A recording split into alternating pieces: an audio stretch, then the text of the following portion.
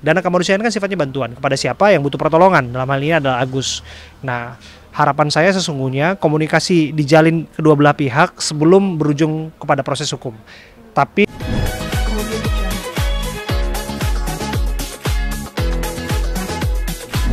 Agus ini Mas, ya, posisi saya bukan hanya ngikutin ya, tapi saya juga mencari informasi sedalam-dalamnya, seluas-luasnya, sekomprehensif mungkin mengenai apa yang terjadi di kasus ini.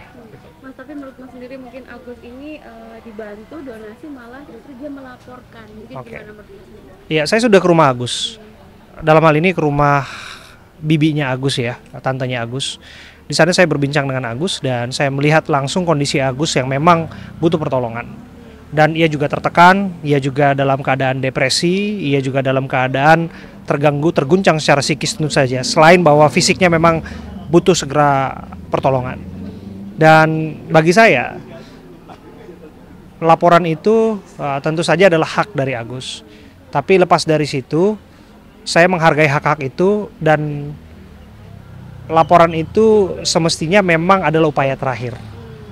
Upaya yang pertama adalah menjalin komunikasi sebaik-baiknya, karena awal mula dari kasus ini adalah dana kemanusiaan yang berujung polemik. Dana kemanusiaan kan sifatnya bantuan kepada siapa yang butuh pertolongan. Dalam hal ini adalah Agus.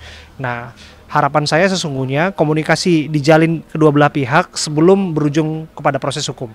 Tapi sudah terlanjur basah.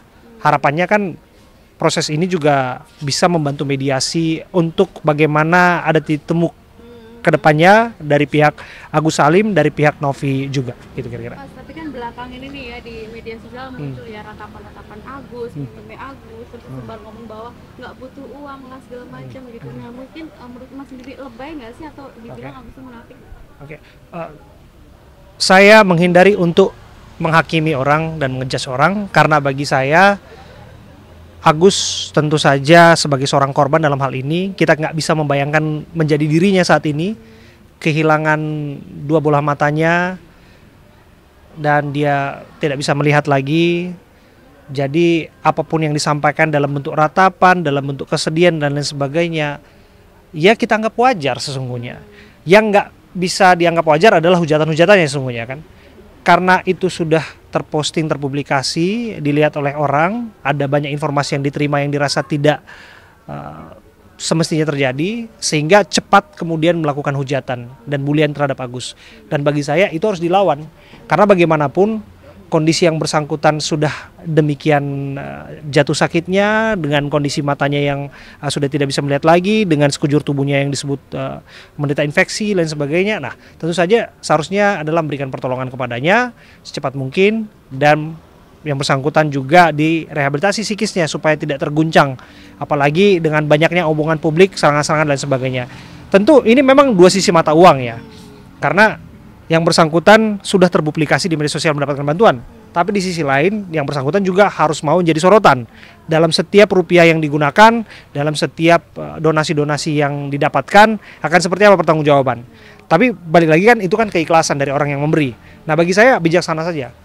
Agus dan keluarganya sebaiknya bijaksana untuk mengelola itu dan bangun komunikasi dengan pihak yayasan, termasuk juga yayasan yang kita yakin betul mereka juga akan bijaksana untuk mengelola yang terbaik juga, bangun komunikasi baik, termasuk juga bagi para netizen di luar sana. Stoplah bulian dan hujatan, nggak ada gunanya. Karena balik lagi kita nggak pernah tahu dalam posisi seperti itu. Coba bayangkan saja kalau saudara kita, kerabat kita dalam posisi Agus, apakah ada di antara kita mampu menerima itu? Disebutkan yang bersangkutan bahkan sudah depresi, bahkan ingin mengakhiri diri dan lain sebagainya. Itu kan guncangan-guncangan yang memang cukup luar biasa. Jadi bagi saya nggak perlu dilanjutkan hujatan-hujatan, bijaklah untuk berpendapat di media sosial, gitu kira-kira. Bang, Mas, terkait dengan kata Abbas kan sebagai kuasa hukum, nah, katanya dia menyebut bahwa kebobrokan di dalam yayasan Novi. Mungkin percaya nggak sih mungkin dengan beberapa omongan-omongan para tokoh itu? Saya nggak percaya terhadap segala bentuk omongan-omongan, karena saya bicara fakta lapangan. Karena saya adalah orang yang mencari tahu informasi langsung dan melihat langsung dengan mata kepala saya sendiri. Dan informasi-informasi itu yang menjadi basis saya untuk kemudian memberikan pandangan terhadap satu isu. Bagi saya nggak dalam hal ataupun dalam posisi untuk membenarkan apa yang disampaikan para tabas. Bagi saya, kalau memang itu benar, ya tunjukkan bukti-buktinya, gitu kira-kira.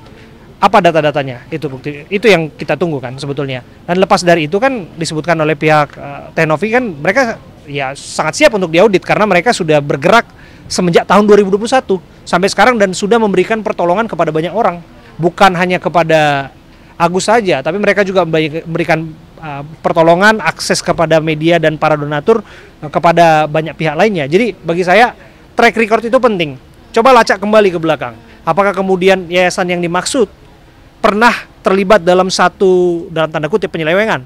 Jika tidak pernah, maka butuh yang namanya lebih kuat lagi daripada anggapan, daripada sebuah pernyataan. Apa yang menjadi dasar untuk menyampaikan pandangan-pandangan itu? Kalau memang tujuannya adalah untuk sebagai satu arahan untuk oke, kita audit urusan pertanggungjawaban, ya disebutkan pihak Tenovi dan pihak yayasan kan siap.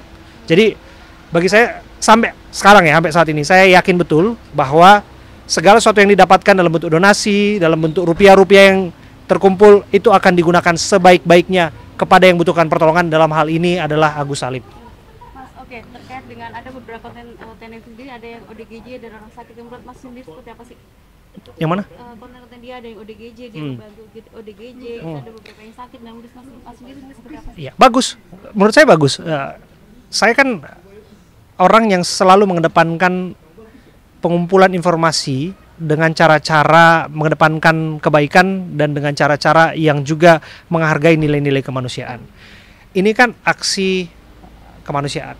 Bagi saya pertolongan yang diberikan kepada yang membutuhkan, baik itu yang mendapatkan cedera, yang tidak punya akses untuk pembiayaan rumah sakit dan sebagainya, dan itu dimulai secara swadaya seperti ini, itu saya pikir harus didukung. Termasuk juga ODGJ ya. Lebih baik lagi sesungguhnya apabila memang upaya-upaya ini juga bekerja sama dengan pihak-pihak yang punya otoritas tentu saja. Dan disebutkan tadi juga bahwa Tenovi juga bekerja sama menjalin koordinasi dengan pihak dinas sosial, dia juga menjalin koordinasi dengan pihak-pihak yang punya kewenangan untuk memberikan pertolongan. Jadi bagi saya teruskan upaya-upaya seperti itu, pertolongan terhadap ODGJ, pertolongan terhadap mereka-mereka yang mendapatkan kecelakaan atau mereka mendapatkan kondisi kesehatan yang memang membutuhkan bantuan. Karena saya pikir 1 orang, 2 orang atau 3 orang masih dirasa cukup sedikit untuk memberikan pertolongan kepada banyak sekali orang yang di luar sana. Saya aja terus terang nih, ini di handphone saya nih, ini DM mungkin kalau saya buka ini ada ratusan bahkan ribuan orang yang minta pertolongan, bahkan baru masuk lagi, bang tolong up kasus ini, bang kondisi korban kemarin ada kasus cungkil mata dan sebagainya, tolong bantu. Ini ada ribuan yang masuk. Saya seorang jurnalis loh, saya bisa nggak ada bayangan kalau berapa banyak lagi orang yang mengontak pihak Tenovi yang dia punya banyak follower, subscriber dan sebagainya juga membutuhkan pertolongan. Jadi lahirlah dan inspirasilah, jadikan ini inspirasi bagi orang-orang di luar sana yang tetap berbuat konten, yes, tapi konten-konten yang bermuatan kebaikan, bukan eksploitasi yang tidak bisa kita benarkan, atau eksploitasi yang menurut saya banyak di luar sana yang kita nggak bisa tiru gitu kira-kira. Oke, lagi nih, setuju nggak sih mungkin konflik panas ini bermula dari uang? Ya, memang selalu faktor uang menjadi pemicu. Ya, saya yakin betul bahwa sesungguhnya uang iya itu ada yang dipersoalkan kan. Sesungguhnya bagaimana penggunaan pertanggungjawaban. Tapi lagi-lagi kan ujung-ujungnya adalah komunikasi sesungguhnya. Solusinya adalah komunikasi ya. Ada uang yang tidak diduga didapatkan 1, sekian miliar masuk ke rekening Agus, dan itu kemudian diharapkan pertanggungjawabannya dari pihak Tenovi yang merasa penting untuk bertanggung jawab kepada para donatur dan sebagainya kan. Tapi di sisi lain kita juga harus ingat betul bahwa ini semua kan memang tujuan untuk lebih baik kepada Agus kan. Tapi lagi-lagi saya ingatkan di luar sana, jangan sampai kita merasa orang yang nggak donasi atau siapapun yang donasi, saya pikir ya dia ikhlas, pasti dia kasih ikhlas. Kayak kita kasih zakat aja, kita kasih sesuatu untuk digunakan kepada kebaikan kan. Kita kan hanya tugas kita untuk menyampaikan. Sebaik-baiknya itu adalah orang yang menerima untuk menggunakan sebagaimana tujuan kebaikan gitu kira-kira. Dan sampai sekarang sih saya masih positive thinkingnya. Saya nggak mau ikut arus untuk menghakimi orang. Saya masih positive thinking bahwa sebaik-baiknya Agus dan keluarganya harusnya tahu yang terbaik untuk menggunakan uang itu, kira-kira gitu. Kalaupun memang ada mispersepsi dan lain sebagainya, itu memang balik lagi harus dibicarakan. Baik-baiklah. Kenapa harus ke proses hukum? Kira-kira gitu. Jadi uang memang yes ada menjadi persoalan di sini karena itu uang yang nggak besar, tentu juga uang itu juga ya banyak orang yang kaget dapat uang kan. Uang kaget kira-kira kan. Jangankan Agus, kita aja melihat uang sebanyak itu juga. Saya lihat loh, itu masuk setelah tanggal 23, saya cek langsung satu bundle mutasi rekening. Itu 23 itu rekening Agus itu masih 100.000.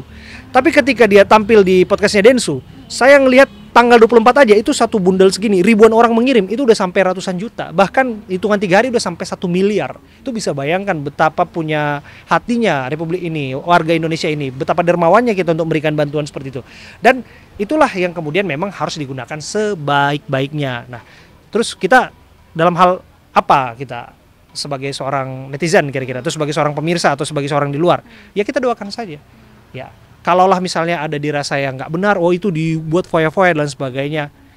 Pertanyaan sederhana kita, apa iya seorang yang dalam kondisi matanya sedang kesakitan, sekujur tubuhnya dalam infeksi dan sebagainya, mau foya-foya sebanyak apa sih orang itu kira-kira? Gitu kira-kira. Dan bijaksana lagi untuk setiap pihak, termasuk Agus, termasuk juga pihak Tenovi yang juga dari pihak yayasan tentu saja yang mengetahui betul bahwa itu adalah haknya Agus, yang dapat yayasan juga punya Agus untuk digunakan sebaik-baiknya untuk Agus dan lain sebagainya. Tapi balik lagi satu tujuan sungguhnya, tujuan kebaikan untuk memberikan pengobatan kepada Agus, dan itu harus disinkronkan lewat komunikasi. Saya masih percaya ini endingnya percaya Agus atau Novi? Saya percaya dua-duanya. Saya percaya Agus sebagai seorang korban yang saat ini sedang dalam kesakitan. Saya percaya Agus sebagai korban yang butuh pertolongan. Saya percaya Agus yang hari-hari ini mendapatkan tekanan dan dalam keadaan terguncang psikisnya, bahkan depresi. Saya percaya itu. Dan apa yang disampaikan di muka publik dalam bentuk tangisan itu, dan saya lihat, bisa bayangkan ya, mata dalam keadaan seperti itu, saya lihat tangisannya itu benar-benar ada seperti itu. Dan itu menurut saya nggak dibuat-buat. Saya percaya itu. Saya nggak percaya kalau ada yang mengatakan bahwa itu dibuat-buat untuk mendapatkan simpati publik. Dan bahkan ada lagi orang yang tega mengatakan harusnya disiramnya sekujur tubuhnya, harusnya sampai COVID dan lain sebagainya. Itu kan nggak bisa kita terima gitu loh. Dan kita nggak pernah bayangkan kalau dalam posisi dia kan. Nah itu yang kita harus bijaksana maksud saya. Jadi, dan saya juga percaya Tenovi bergerak di bidangnya dia untuk memberikan pertolongan kepada semua pihak gitu kira-kira, termasuk Agus dalam hal ini, karena dia sudah pernah melakukan kerja-kerja kemanusiaan itu untuk ODGJ, termasuk juga untuk orang-orang lain yang membutuhkan. Jadi Agus ini yang kesekian. Jadi lihat aja track recordnya. Kalau dia lihat track recordnya bagus, kita percaya terhadap Tenovi, dan kita percaya betul, optimis betul bahwa yayasan itu akan mengelola dengan baik, dan kita percaya Agus juga dalam kondisi tertekan dan lain sebagainya. Bagi kita, saya juga percaya di luar sana kepada netizen masih banyak yang waras dan bijaksana dalam menyampaikan pendapatnya. Cermat dan bijaklah dalam berpendapat, hindari hujat-hujatan, hindari menghakimi orang lain yang kita tidak pernah tahu utuh bagaimana keadaan sebenarnya. Oke, siap, terima kasih Mas Abe.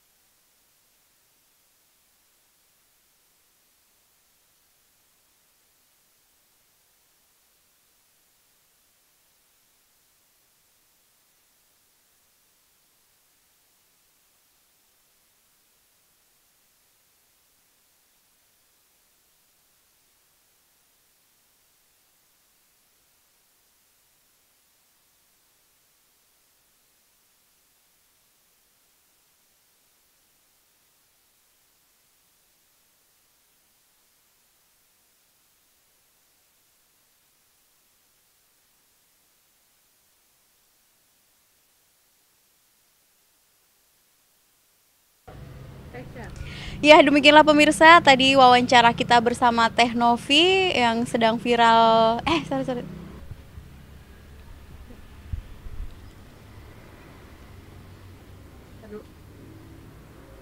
Ya, demikian pemirsa tadi wawancara kita bersama Teh Novi di yayasannya, yakni Yayasan Rumah Peduli Kemanusiaan, dan tadi kita juga sempat muter-muter melihat seperti apa di dalam yayasannya. Tadi juga berbincang dengan Vanessa, salah satu anak asuh dari Teh Novi.